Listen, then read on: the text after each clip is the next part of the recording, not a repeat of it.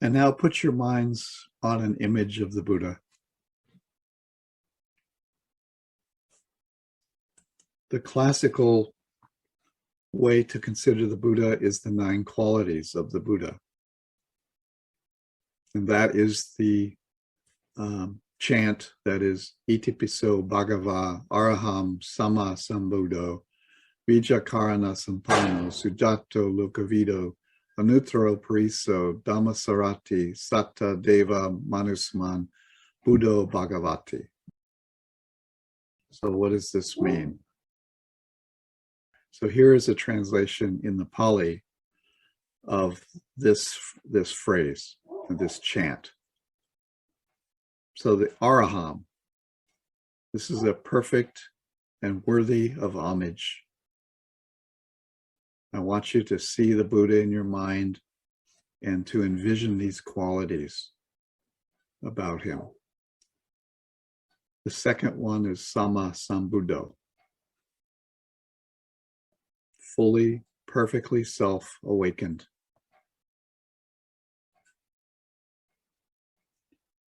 Vijakarano Sampanno, endowed with knowledge and good conduct. Sujato, well done, well spoken.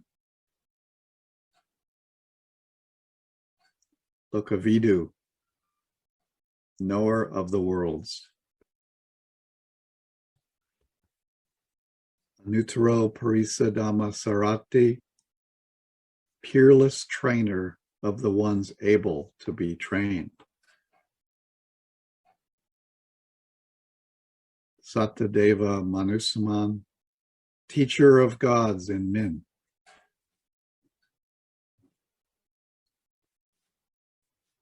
Buddho, awakened and showing the path to awakening.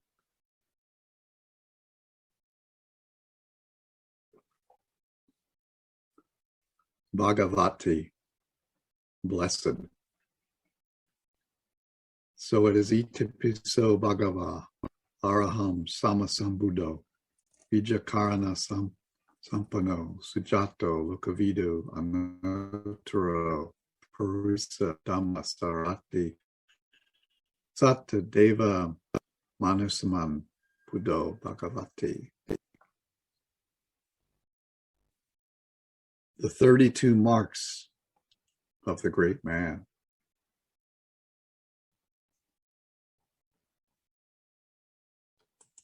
There are 32 marks of a great man. I'll tell you what the marks are and then what they actually mean and what they represent. The first mark is flat soles of the feet. The Buddha is immovable in his upholding of the precepts and his mind of giving. His mind is like Mount Sumeru in abiding the true word. The next mark is 1,000 spokes. The Buddha fittingly offers things to his parents, the honored ones, elders, and animals. He has long fingers, long heels. This isn't described. A square and upright body. The Buddha takes joy in non-harming and non-stealing and is pleased regarding his parents, honored ones, and teachers. His toe membrane, like that of a great royal swan. The Buddha practices the 4 ways of guiding: giving, friendliness, good actions, transforming himself, and coexisting with them as the beings themselves, and takes in beings. These are the ways that he guides other beings.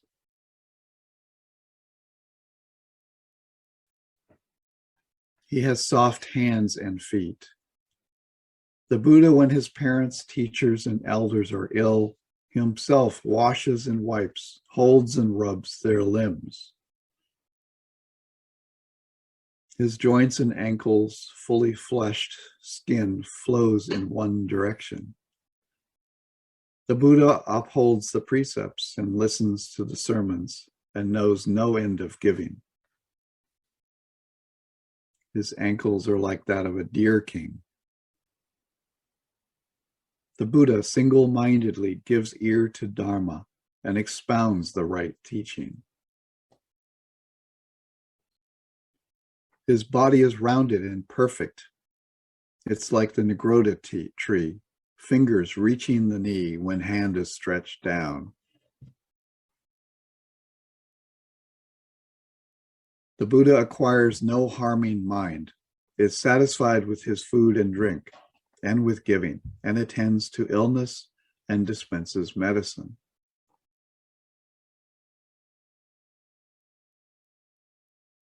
The genital organ lies hidden. The Buddha, when he sees a person in fear, extends help to that person. And when he sees a person without any footgear, gives him clothing. He has delicately soft-skinned body hair. His hair turns to the right side. The Buddha readily befriends wise men, segregating himself from the ignorant. He takes pleasure in exchanging views and sweeps the path along which he walks. Body shines brightly in a golden color and light. The Buddha always gives men clothing, food, and drink, medicine, incense, and flowers, and lights.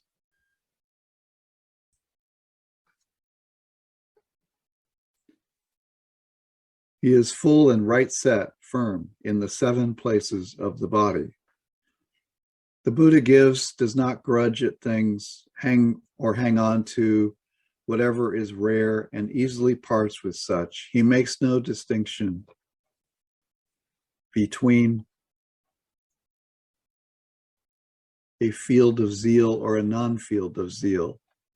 The recipient of dana, charity, is likened by a field. The recipient of dana, charity, is likened to a field, cultivating which one's blessings and virtues increase.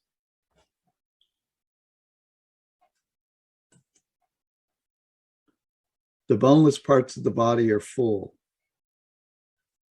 The Buddha seeks wealth lawfully and gives this away to others. The Buddha has 40 teeth, which are white and pure, well-balanced and delicate. The Buddha segregates himself from double tongue, two-facedness, from ill-speaking and an angry mind. He has a two-fanged face. The Buddha practices great loving kindness towards beings. He has the cheeks of a lion. The Buddha takes this vow: any may come and ask, and I shall give as they desire to have.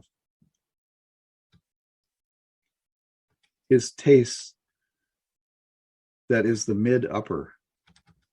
Taste that is the mid-upper. The Buddha gives whatever kind of food beings desire to have. He has a large and long tongue. Symbolic expression referring to his great powers or his great prowess in oratory.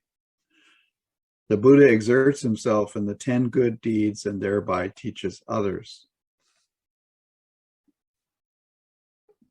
He has the, quote, Buddha voice.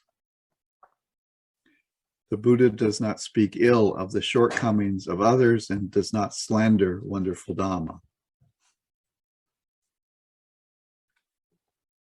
He has blue or deep black tone of the eyes. The Buddha sees all enmities and gains a pleasant, happy mind. And lastly, he has a white tuft of hair on the brow. This represents that he does not conceal the virtues of others, but praises the good which they have. These are the 32 marks of the Buddha and what they mean.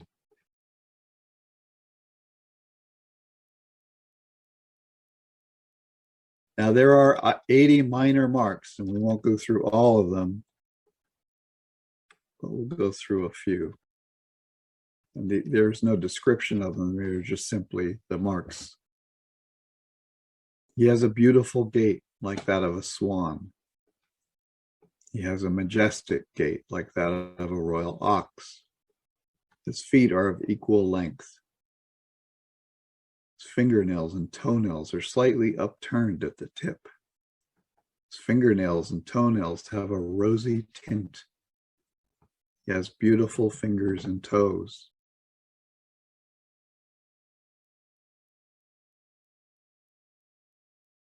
His right foot leads when walking.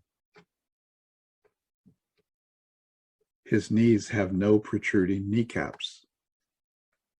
He has the demeanor of a great man.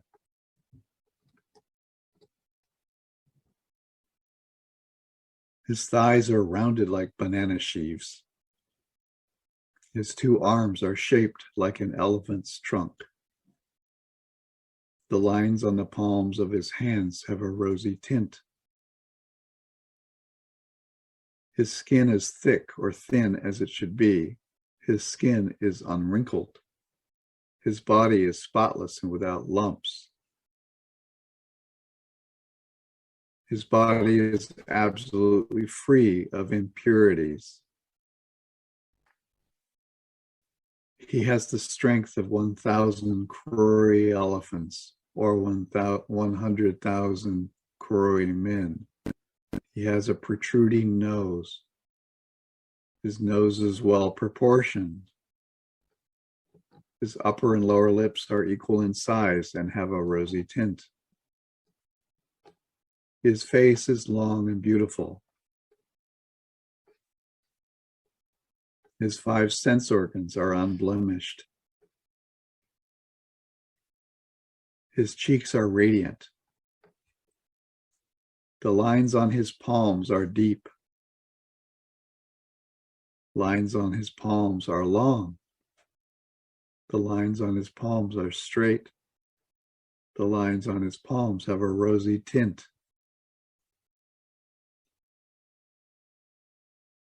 His body emanates a halo of light extending around him for 2 meters.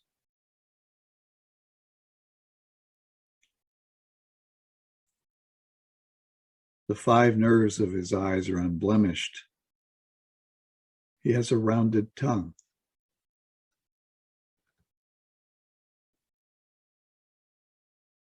His top knot is like a crown. His forehead is rounded and beautiful. His eyebrows are arched like a bow.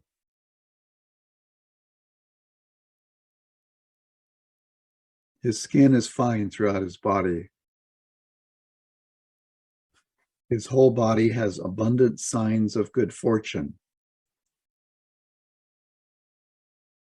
His body is always radiant. His body is always refreshed like a lotus flower.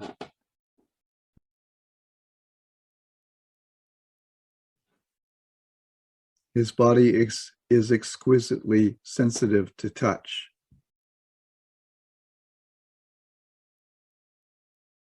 His body has the scent of sandalwood.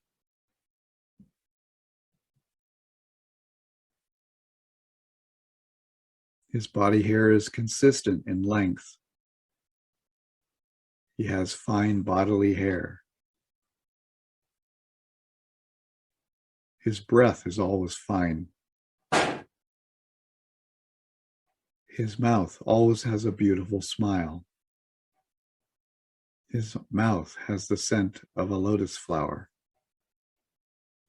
His hair has the color of a dark shadow. His hair is strongly scented. His hair has the scent of a white lotus. He has curled hair. His hair does not turn gray.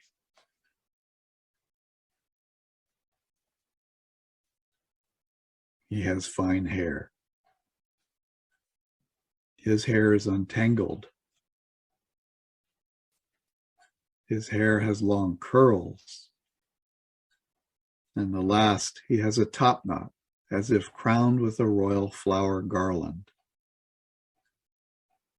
And these are some of the 80 minor marks. Now let's come to contemplate the 80 powers of the Buddha. There are 8 80 powers. He can replicate and project bodily images of himself.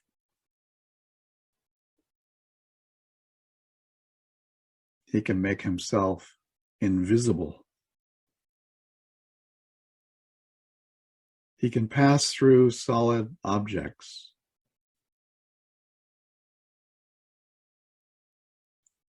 He can sink into solid ground. He can walk on water.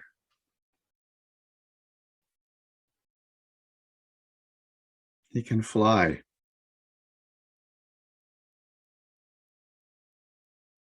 He can touch the sun and moon with one's hand.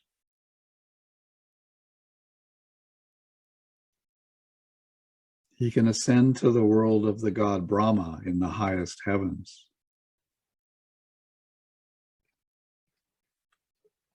And according to the Iddhipada Vibhanga Sutta, there are more powers. These are the powers that he has. Having been one, he becomes many. Having been many, he becomes one. He appears, he vanishes.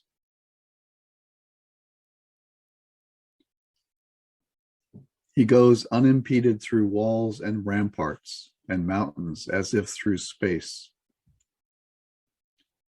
He dives in and out of the earth as if it were water. He walks on water without sinking as if it were dry land. Sitting cross-legged, he flies through the air like a winged bird. With his hand, he touches and strokes even the sun and the moon, so mighty and powerful. He exercises influence with his body, even as far as the Brahma worlds.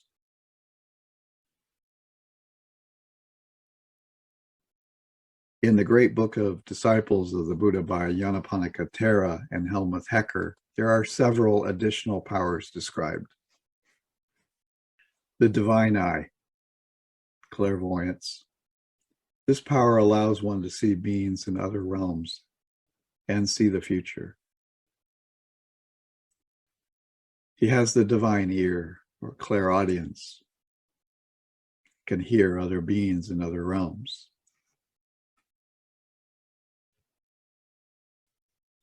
He can travel by a mind-made body, which is like astral travel. He can travel with the physical body to other realms. He has telekinesis or supernormal locomotion. He can fly.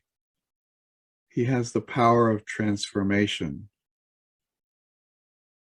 the ability to replicate one's body. He can penetrate others' minds. He can know what they think and what they feel. He can pass through solid objects. He can dive in and out of the earth as if through water, walking on water. Touching the sun and the moon with one's fingers. He can become invisible. He can recollect his past lives. Some would call this a power, some would call it true knowledge.